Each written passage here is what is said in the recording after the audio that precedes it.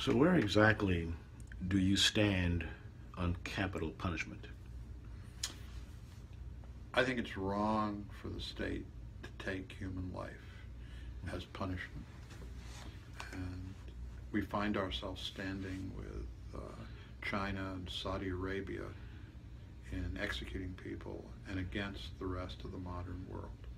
And it's true that capital punishment doesn't work. It doesn't deter crime. It's not cost effective. But that's not the reason that I oppose capital punishment. It's also true that capital punishment discriminates against poor people, minorities, mentally ill people. And I agree with that sentiment as well. But I oppose capital punishment because I oppose the taking of life as punishment. And I have on my side the Pope. I have on my side most moral leaders. And so the United States should stop executing people, period. And so when I look at people like Bernie Sanders and Hillary Clinton, who say that they oppose capital punishment in most instances, but for some people, like terrorists, them they would fry, that's unacceptable. There's nobody that I would have the state kill.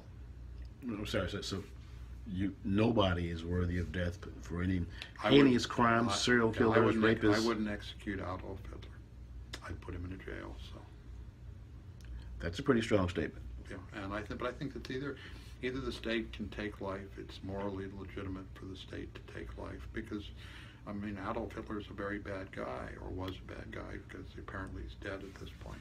But there are bad guys in Chicago who callously torture and kill children.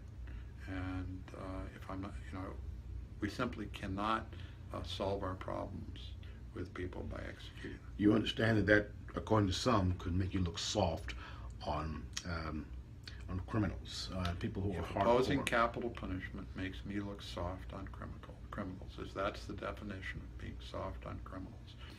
Then I'm soft on criminals. I think the definition of being soft on criminals is not prosecuting people who use guns in crimes.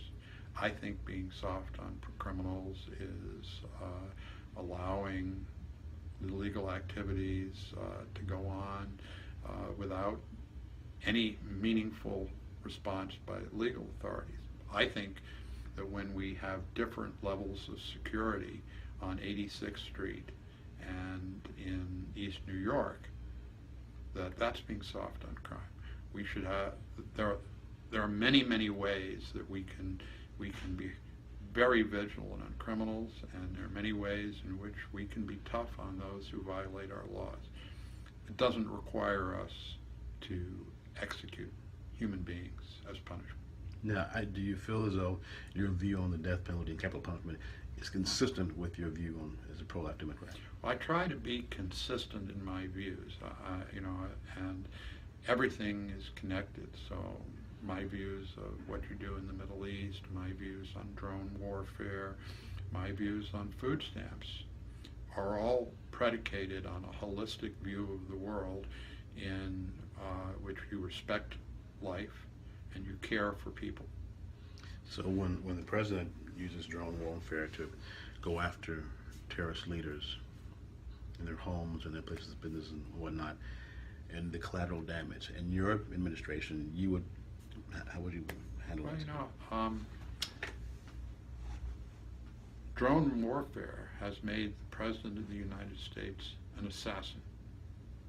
And it used to be that was a very negative term. It used to be that the federal government was not allowed to assassinate foreign leaders.